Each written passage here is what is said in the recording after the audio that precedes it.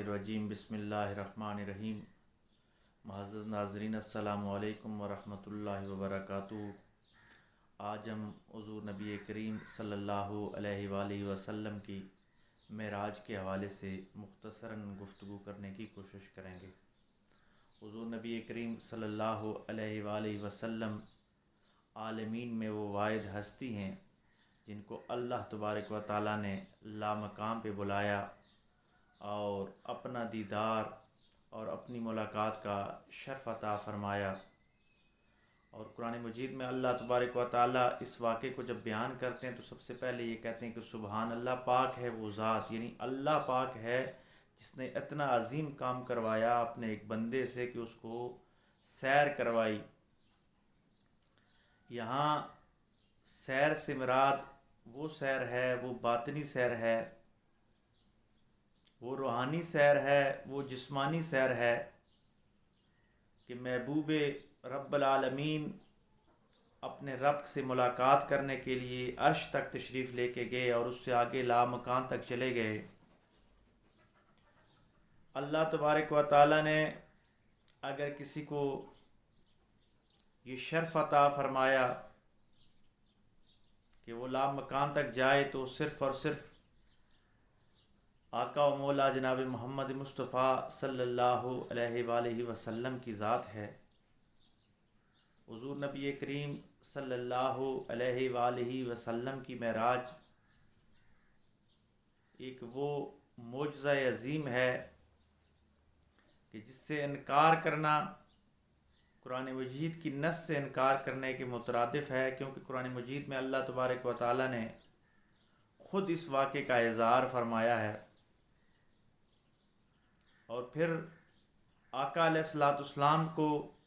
معراج میں جتنی عظیم ترین نعمتیں عطا ہوئی، وہاں پہ چند نعمتیں ایسی ہیں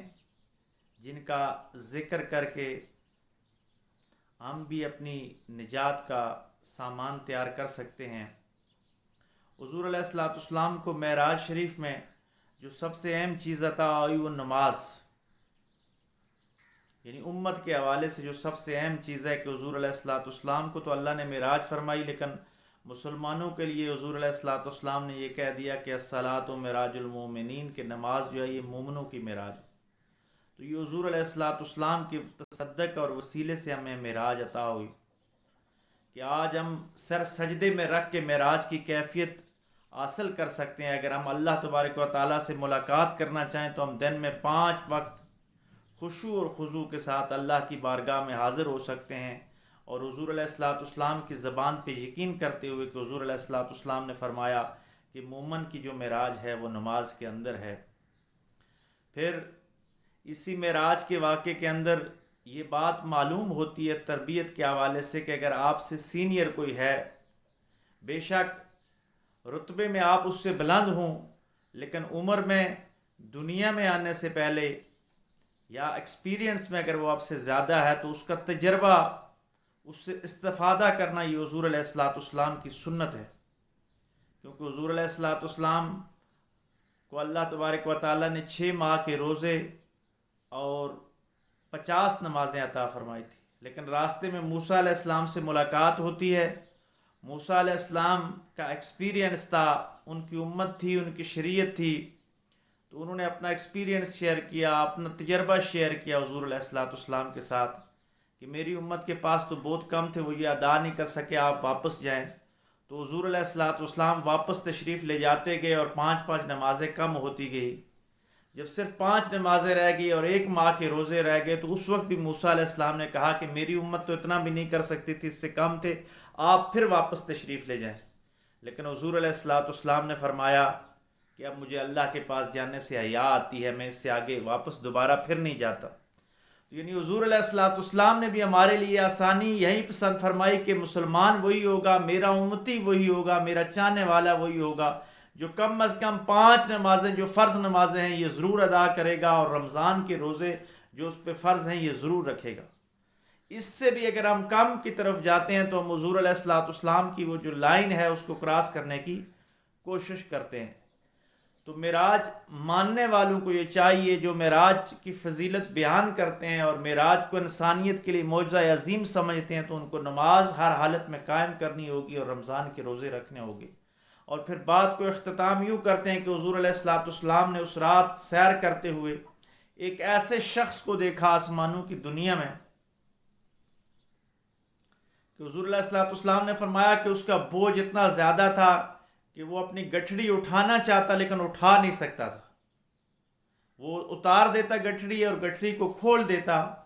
اور پھر اور اس میں مال جمع کرنا شروع کر دیتا، یعنی اگلا مال نکالنے کے بجائے اور مال ڈالتا اور اس گٹھڑی کو وزنی کرتا، پھر باندھتا، پھر اٹھانے کی کوشش کرتا، پھر اٹھا نہ سکتا اور پھر اس میں مال رکھنا شروع کر دیتا۔ تو حضور علیہ الصلوۃ والسلام نے جبریل علیہ السلام سے پوچھا، جبریل علیہ السلام اس سفر میں عرش سے جو نیچے نیچے کا سفر تھا، اس میں حضور علیہ الصلوۃ والسلام کے ساتھ فیسیلیٹر تھے، آپ کو فیسیلیٹیٹ کر رہے تھے، حضور علیہ الصلوۃ والسلام کو سہولتیں دے رہے تھے۔ تو وہاں پہ جبریل علیہ السلام سے حضور علیہ الصلوۃ والسلام نے پوچھا کہ یہ کون شخص ہے؟ تو حضور علیہ الصلوۃ والسلام کو فرمایا جبریل نے کہ یا رسول اللہ صلی اللہ علیہ وآلہ وسلم، یہ آپ کی امت کا وہ گناہ گار شخص ہے کہ جس کے گناہ اتنے زیادہ ہو چکے ہیں کہ ان کا بوجھ نہیں اٹھا سکتا، لیکن وہ توبہ کرنے کے بجائے پھر اپنے گناہوں میں اضافہ کرتا رہتا ہے، یعنی ہر آئے دن وہ اپنے گناہوں میں اضافہ کرتا رہتا ہے۔ تو یہاں سے ہمیں یہ سبق حضور علیہ الصلوۃ والسلام نے دیا ہے کہ جس طرح گٹھڑی اٹھانے والا اگر اٹھا نہیں سکتا تو وہ کیوں اس میں زیادہ رکھ رہا ہے۔ ہم اتنے گناہوں کا بوجھ برداشت نہیں کر سکتے۔ قیامت کے دن تو نیکیوں کا سودا ہوگا، وہاں گناہ دوزخ کی طرف لے کے جائیں گے اور نیکیاں جنت کی طرف لے کے جائیں گی۔ تو وہاں پہ ہمیں نیکیاں ساتھ رکھنی ہوگی، ہمیں دنیا میں نیکیاں کرنی چاہیے، اور اگر گناہ سرزد ہو جائے تو اس گٹھڑی سے اس وزن کو کم کیجئے، یعنی توبہ کیجئے، استغفار کیجئے، لوگوں سے معافی مانگیے، اللہ سے معافی مانگیے اور اپنے گناہوں کو کم کیجئے اور نیکیاں زیادہ کیجئے، کیونکہ اگلے جہان میں جو کرنسی چلنی ہے وہ نیکیاں کی چلنی ہے۔ آئیے اللہ تبارک و تعالیٰ کی بارگاہ میں یہ دعا کرتے ہیں کہ اللہ تبارک و تعالیٰ ہمیں معراج شریف کے صدقے زیادہ سے زیادہ نیکیاں کرنے کی توفیق عطا فرمائے اور ہر قسم کے گناہوں سے ہم سب کو محفوظ فرمائے۔ وآخر دعوانا ان الحمد للہ رب العالمین۔